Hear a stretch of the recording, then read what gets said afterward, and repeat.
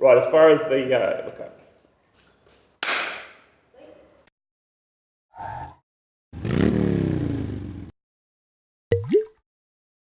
Right, welcome back, guys. First show for a while with both of us here. What happened last time? Mate, you never told me, and then you gave a car away. Okay. It seems to be a bit of a theme for you this season. Yeah. Anyway, Got my trophy though. we've got a few things we need to cover off quickly. Today we've got the cadet car. We need to discuss that. I probably launched a bit early last week and didn't really put any criteria around it, so we'll wrap some criteria around what you've got to do to get involved with that. But thanks to everyone that's been messaging the page. You'll know what to do after watching this. What else have we got? We've got some talk with the teams, what was happening and around the place, and a few events, and the conductive education meeting. So let's crank on into it, eh? Yeah, good as gold. Righty guys, the cadet car, the giveaway, the big drive, the big V6. Bit too powerful for someone, you reckon? Yeah, well, the V6 jokes are definitely wearing thin, so let's just move on. Obviously, the messages have been coming through thick and thin, and we appreciate all the support and all the messages we've been getting for it, but there's actually quite a few criteria that we need to fill out to actually be able to drive this car for us. So, As far as the cadet car's concerned, one of the big ones would have to be getting on with this guy, which can be difficult from time to time, I can tell you, especially if you want him to turn up at a certain place at a certain time.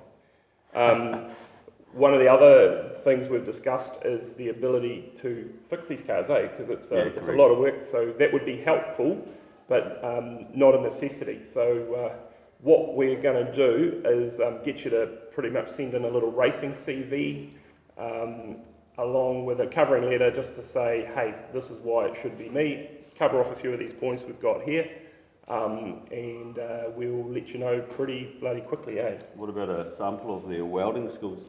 Yeah, that'd be handy. And clearly no V6 jokes. Oh yeah. Wow. This car, it'll be competitive. It'll be well supported. Yeah, she's going to be a good one for you to get hold of. Should be mint. Yeah. So a couple of those. It's a season-long commitment. You've got to be able to be here on Tuesday nights in the shed here to help out with fixing the car. Learn if you don't already know how to do these things. We're willing to teach you.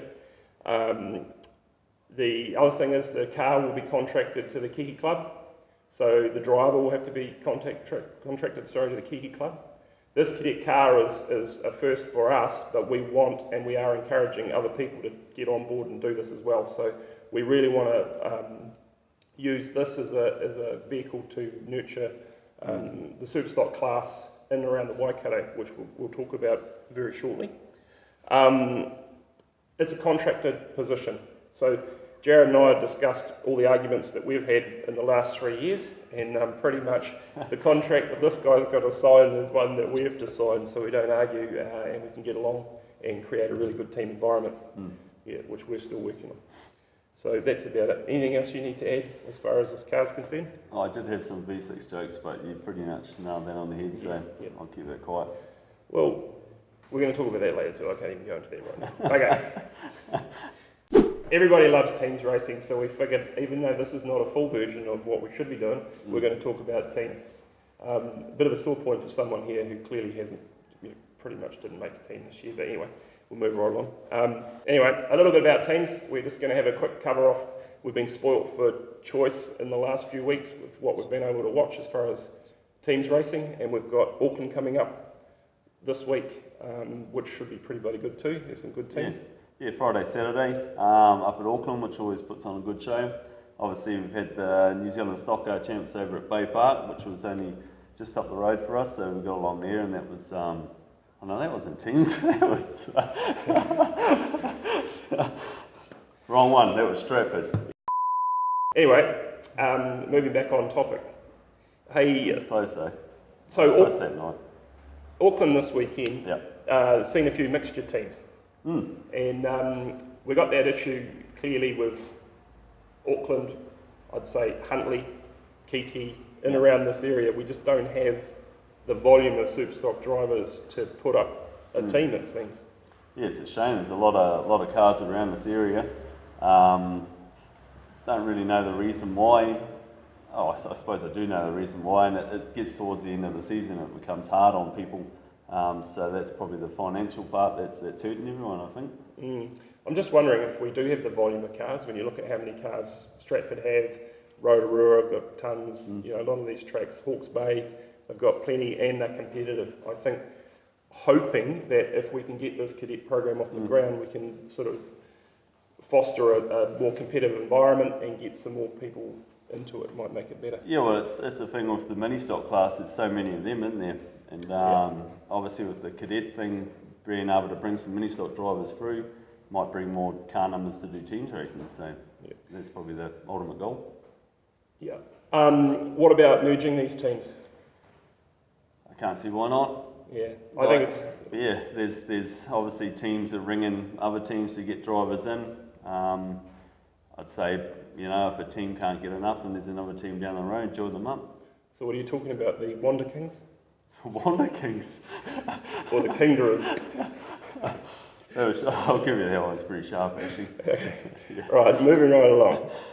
Pretty much what we're here for, what we're shooting is the conductive education meeting. It was a real blow not only to the ego but also to the bank balance to get this event rained off in November, and we had it all lined up, just not the weather. So this time round, take 2 on the conductive challenge. How's your field looking? Very good, mate, but first of all, are you going to do any more of your weather predicaments? Yeah. Like the last one? Yeah. It's not going to rain and then it poured down?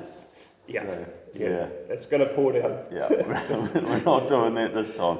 But no, the fields, obviously, like we touched on before, that the Battle of Stocks are on the same weekend. A lot of quality drivers that were coming to the last one have got commitments to go to that. So, but we've picked up some good car numbers, and the amount of interest of people that are messaging the page each week trying to get into it. But unfortunately, we're only taking 26. Otherwise, I think we've probably hit about 40 cars. I think you'll see on the screen at the moment, though, the 26 we've got will be the best 26 super stocks running in the country.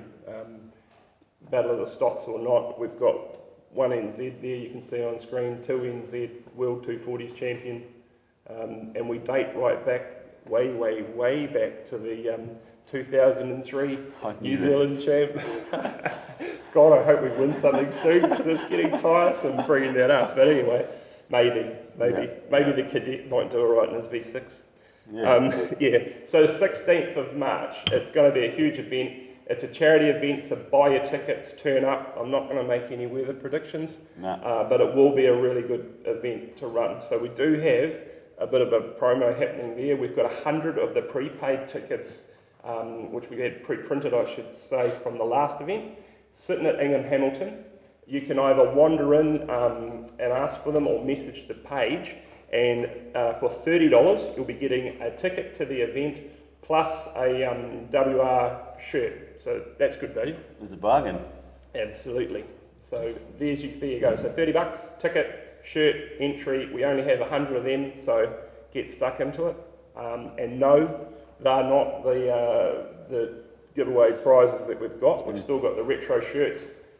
You'll hear about that in the next show. This one's all about getting interest for the conductive education. There'll be raffles on the night, all sorts of cool things we're doing to fundraise for this charity, and we're hoping we'll get a big turnout for that.